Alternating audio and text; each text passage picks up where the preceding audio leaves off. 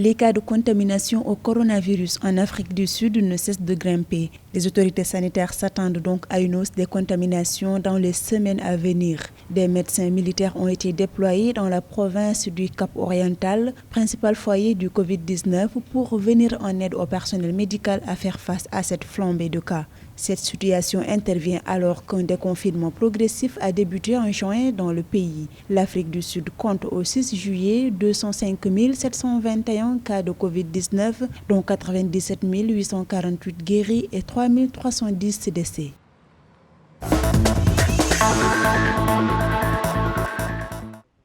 En Guinée-Bissau, la cellule de la gestion de la pandémie de Covid-19 a rejeté les chiffres publiés par la Commission interministérielle de lutte contre la pandémie.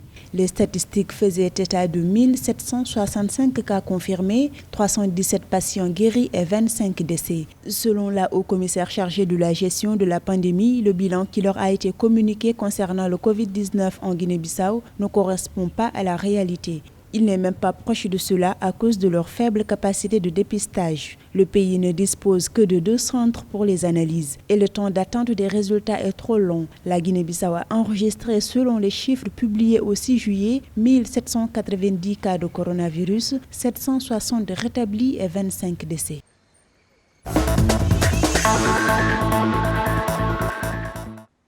Safi, une ville portuaire située sur la côte atlantique marocaine, a été touchée par la pandémie de Covid-19 de façon très rapide, au point que la localité a été reconfinée d'après une annonce des autorités marocaines. Cette décision fait suite à l'apparition d'un foyer de contamination dans une usine de conserve de poissons qui compterait près de 400 personnes infectées. 14 379 cas confirmés de Covid-19 ont été recensés au Maroc à la date du 6 juillet, dont 10 173 guéris et 237 décédés. L'état d'urgence est en vigueur jusqu'au 10 juillet et le port du masque reste obligatoire dans le pays.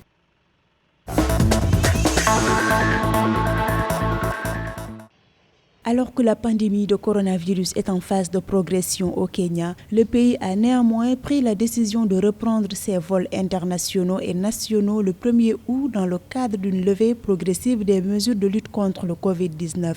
Cette annonce faite par le président Uhuru Kenyatta s'accompagne aussi de la fin de l'interdiction d'entrer ou de sortir des 2 plus grandes villes du pays, à savoir Nairobi et Mombasa, qui avec le comté de Mandera au nord-est du pays sont les principaux foyers de la pandémie. Le couvre-feu a par ailleurs été reconduit pour 1 mois sur tout le territoire. Le Kenya a enregistré 8067 cas de Covid-19, 2414 guéris et 164 décès selon les chiffres officiels du 6 juillet.